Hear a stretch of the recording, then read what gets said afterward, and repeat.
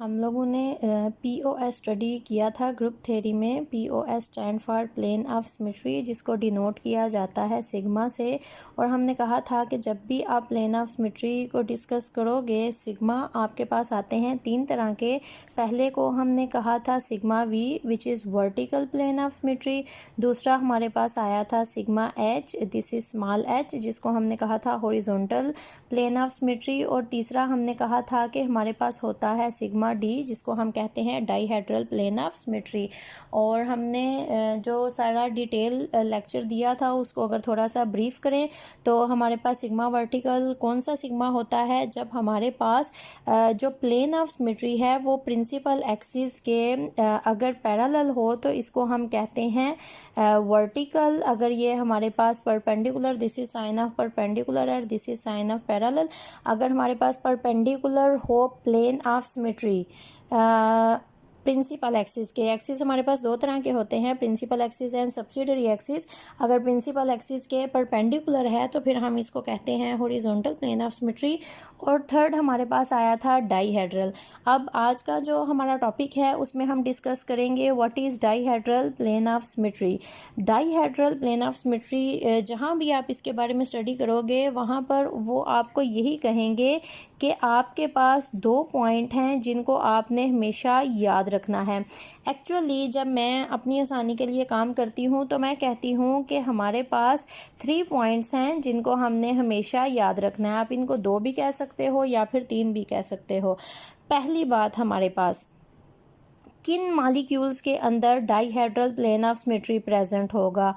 उन मॉलिक्यूल्स में जिनमें होंगे मोर देन 1 C2। जिस भी मॉलिक्यूल के अंदर मोर देन 1 C2, एक से ज़्यादा C2 हों, और वो C2 हमारे पास क्या होना चाहिए, वो जो C2 हैं उन्होंने करना होता है बाइसेक्ट एक दूसरे को। हमारे पास किसी भी मॉलिक्यूल में अगर एक से ज़्यादा C2 प्रेजेंट है, आपको पता है अगर हम कहते हैं कि किसी का हमारे पास जो आ रहा है एक्सिस ऑफ सिमेट्री वो C3 है और हमें अगर एक भी C2 नज़र आ जाता है तो हम कहते हैं कि उसके अंदर 3 C2 प्रेजेंट होंगे। तो आपको पता है कि मॉलिक्यूल्स के अंदर एक से ज़्यादा C2 प्रेजेंट होते हैं।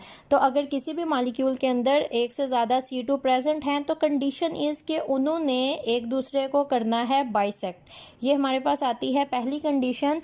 अब दूसरी कंडीशन हमारे पास क्या है? दूसरी कंडीशन हमारे पास रिलेटेड है हॉरिजॉन्टल प्लेन ऑफ सिमेट्री से।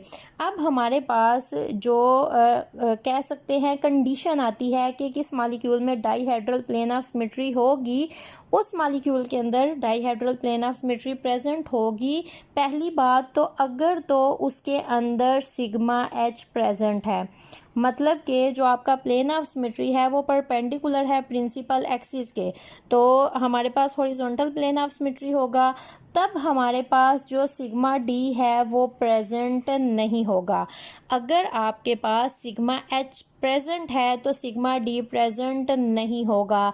लेकिन अगर आपके पास सिग्मा H मॉलिक्यूल में एब्सेंट है, पहली बात उसमें एक से ज़्यादा C2 होने चाहिए और उन्होंने एक दूसरे को बाइसेक्ट करना है।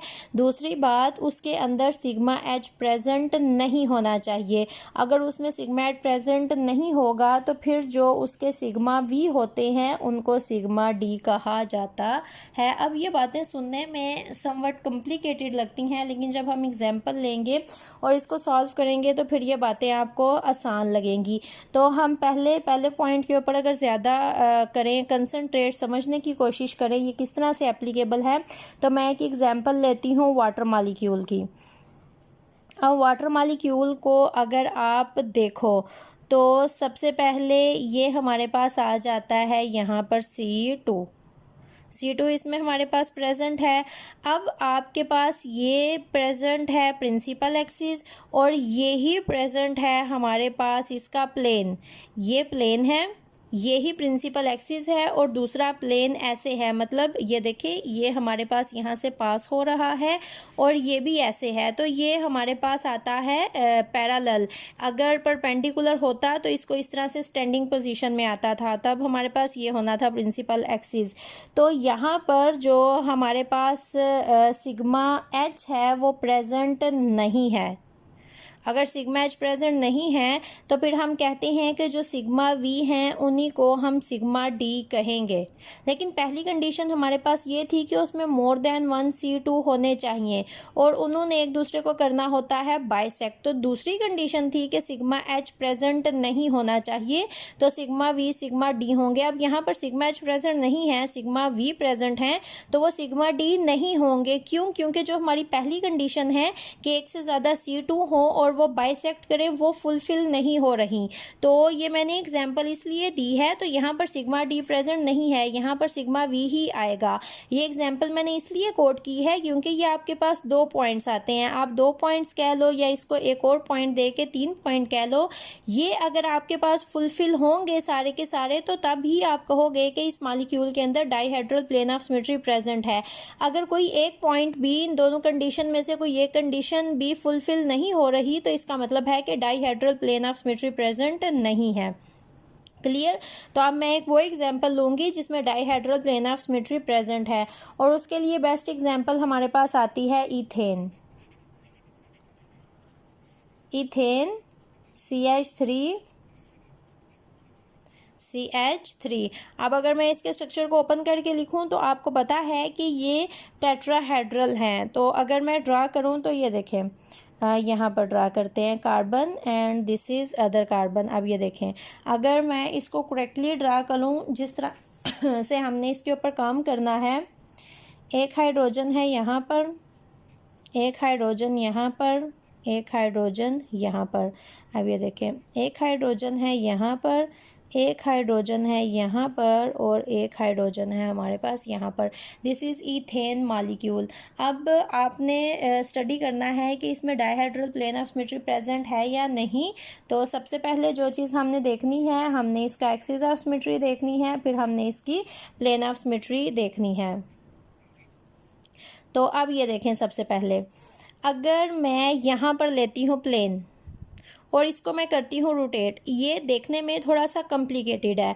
तो जब भी आपके पास कोई इस तरह का स्ट्रक्चर आए जिसको ऐसे देखो और आपको वो थोड़ा सा कॉम्प्लिकेटेड लगे, मुश्किल लगे, उसको सॉल्व करने की समझ ना आए कि हम रोटेट करेंगे तो ये किस तरह से रोटेट होगा, तो सबसे बेस्ट चीज़ आपने क्या करनी है, कोई आपने ऐसा मॉलिक्यूल लेना है जो कि स्मॉल हो और वो इससे बहुत ज़्यादा मिलता जुलता हो। अब ये देखें, एक आपके पास ये आता है, दूसरा आपके पास आता है ये। तो हम क्या करेंगे, हम यहाँ पर एक ऐसा मॉलिक्यूल लेंगे जो कि इससे बहुत ज़्यादा रिजेम्बलेंस शो करता है, जो उसके ऊपर मैं ऑपरेट करवाऊँगी सब कुछ वही इसके ऊपर भी ऑपरेट होगा।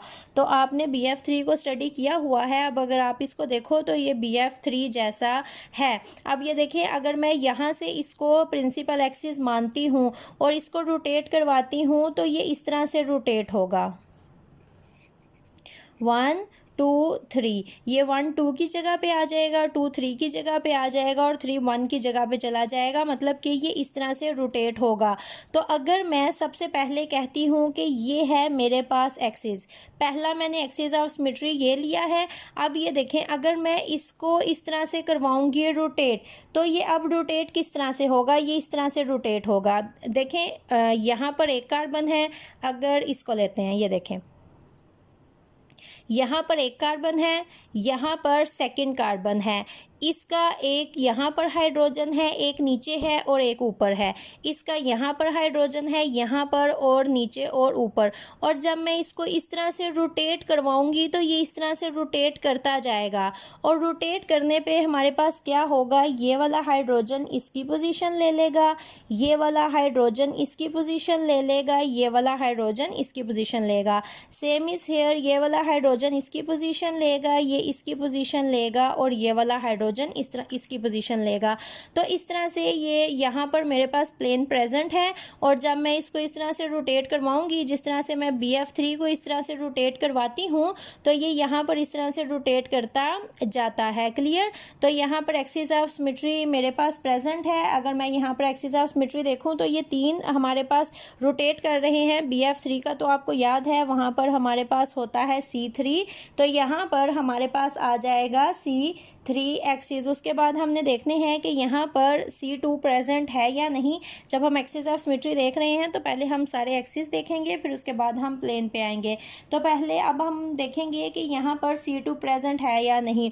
तो आपको पता है कि अगर आप इस मॉलिक्यूल को कट करते हो, ये देखें, अगर आप इस मॉलिक्यूल में C2 देखना चाहते हो तो इसमें जब आप C2 देखते हो इस तरह से तो ये आपके पास C2 प्रेजेंट होता है। ये इस तरह से है, ये इस तरह से रोटेट करते हैं।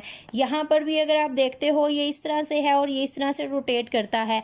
जब आप इस मॉलिक्यूल को सेम इसके साथ रिजेम्बलेंस शो कर रहे हो और ये सारे प्लेन में है तो ये आपके पास एक जैसा आएगा। और अगर यहाँ पर आपके पास 3C2 होते हैं तो इसका मतलब है कि यहाँ पर भी आपके पास 3C2 प्रेजेंट होंगे। जब इसको भी आप C2 एक्सिस पे रोटेशन करवाओगे तो ये ऐसे ही रोटेट करेगा। मैं एग्जांपल देती हूँ आपको। अब ये देखें, ये मैंने यहाँ से एक्सिस पास करवाया। अब जब मैं रोटेशन दूंगी तो ये देखें, मैंने ये देखें इनको 2 हाइड्रोजन को और इन 2 हाइड्रोजन को फॉर एग्जांपल मैंने पकड़ा है और मैं 180 की रोटेशन दे रही हूँ। ये देखें, ये रखें इस तरह से, ये 0 है और ये आपके पास 180 है। आप रोटेट करवाएं, इसको आप कहें 1, इसको कहें 2, इसको कहें 3 और इसको कहें 4। ये देखें, ये 180 की अगर आप रोटेशन करवाओगे इस तरह से पूरी, तो ये आप देख रहे हो ये घूम के इसकी जगह पे आ जाएगा, ये घूम के इसकी जगह पे चले जाएगा, ये घूम के इसकी जगह पे आएगा और ये घूम के इसकी जगह पे आएगा। तो ये आप देख रहे हो कि अगर आप इसको इस तरह से रखते हो और जब आप इसको इस तरह से पकड़ के रोटेशन करवाते हो, यहाँ से लेके यहाँ तक ये 180 को कवर कर लेगा और इस तरह से यहाँ पर आपके पास ये 1 ने इसकी जगह पे आना है, 2 ने इसकी जगह पे आना है। तो ये आपके पास अगर एक C2 है तो इसका मतलब है 3 C2 एक्सिस यहाँ पर प्रेजेंट होंगे। अब आपने यहाँ पर प्लेन को स्टडी करना है। तो प्लेन को स्टडी करने के लिए अब आप ये देखें, अगर आप यहाँ पर मिरर रख के देखो तो यहाँ पर 2 हाइड्रोजन है, यहाँ पर 1 हाइड्रोजन है और यहाँ पर 2 हाइड्रोजन है, यहाँ पर 1 हाइड्रोजन है। तो इस तरह से मिरर नहीं रखा जा सकता। अब अगर आप इस तरह से मिरर रख के देखो तो इस तरह से भी नीचे ये देखें 1 2 और ऊपर 1 है और नीचे 1 और ऊपर 2 है, तो इस तरह से भी मिरर नहीं आता। तो तीसरा हमारे पास इस तरह से है कि जब भी एक सेंटेंस हमेशा अपने ज़हन में रख लें, कोई भी मॉलिक्यूल जब ये सारे के सारे एटम प्लेन में हैं, प्लेन जब कोई एटम प्लेन में नहीं होता तो या तो वो होता है अपर पोजीशन पे जिसको हम इस तरह से डिनोट करते हैं, या फिर वो होता है लोअर पोजीशन पे जिसको इस तरह से लिखा जाता है। ये जब लाइन लगाई जाती है तो इसका मतलब है ये प्लेन पे हैं। तो जब सारे के सारे एटम प्लेन में होते हैं तो इसका मतलब है कि इसके अंदर प्लेन प्रेजेंट होगा। बेशक वो यही हो, अगर मैं इसको इस तरह से कट करती हूँ तो ये सारे प्लेन में हैं तो ये सारे के सारे कट जाएंगे और जब सारे के सारे कट जाएंगे तो हाफ नीचे रह जाएंगे और हाफ ऊपर की तरफ रह जाएंगे। तो ये एक प्लेन होगा जो कि हमारे पास यहाँ पर होगा प्रेजेंट। सिर्फ एक प्लेन है जो कि इस तरह से हमारे पास प्रेजेंट है और जो हमारा प्रिंसिपल एक्सिस है वो भी हमने ये वाला यहाँ से पास करवाया, इसीलिए तो हमने इसको C3 माना था। आपको पता है प्रिंसिपल एक्सिस वो होता है जिसकी वैल्यू सबसे बड़ी होती है। तो 3 इज ग्रेटर देन 2, तो ये वाला हमारा यहाँ पर प्रिंसिपल एक्सिस है और ये वाला ही हमारे पास प्लेन है। तो ये दोनों हमारे पास आते हैं इन पैरेलल पोजीशन। तो यहाँ पर हमारे पास सिग्मा वर्टिकल प्रेजेंट है। तो अब एक ही प्लेन है, दूसरा कोई प्लेन नहीं, तो इसका मतलब यहाँ पर सिग्मा H प्रेजेंट नहीं होगा। तो जब सिग्मा H प्रेजेंट नहीं होता और एक से ज़्यादा C2 होते हैं और वो C2 बाइसेक्ट कर रहे होते हैं तो फिर हमारे पास ये जो सिग्मा V होते हैं इनको कहा जाता है सिग्मा D। तो यहाँ पर ये जो हमारे पास यहाँ पर प्लेन होगा ये dihedral plane of symmetry symmetry होगा, तो अगर आपने ये देखना हो कि C2 किस तरह से एक दूसरे को बाइसेक्ट कर रहे हैं, तो आपके पास C2 जो आते हैं वो किस तरह से बाइसेक्ट करेंगे, एक आपके पास यहाँ पर आएगा और दूसरा आपके पास इस तरह से आता है। और ये आपको देखने की ज़रूरत नहीं कि वो बाइसेक्ट कर रहे हैं या नहीं, जब एक से ज़्यादा यहाँ पर C2 प्रेजेंट हैं तो वो बाइसेक्ट करेंगे एक दूसरे को। कंडीशन जो बहुत ज़्यादा आपने गौर करनी है, एक से ज़्यादा C2 होने चाहिए प्लस सिग्मा हॉरिजॉन्टल प्रेजेंट नहीं होना चाहिए। तो अगर आपको कोई स्ट्रक्चर थोड़ा सा मुश्किल लगता है तो आप उसको किसी ऐसे स्ट्रक्चर से रिजेंबल करोगे जो आपको आसान लगता है, जिसको आपने स्टडी कर लिया है, जिसकी एक्सिस और प्लेन आप इजीली लिख सकते हो। तो जब आप उसके साथ कंपेयर करके लिखोगे तो फिर ये आपको इतना ज़्यादा मुश्किल नहीं लगेगा। तो ये आपके पास एक ऐसी एग्जाम्पल आती है जिसमें आपके पास dihedral plane of symmetry present है।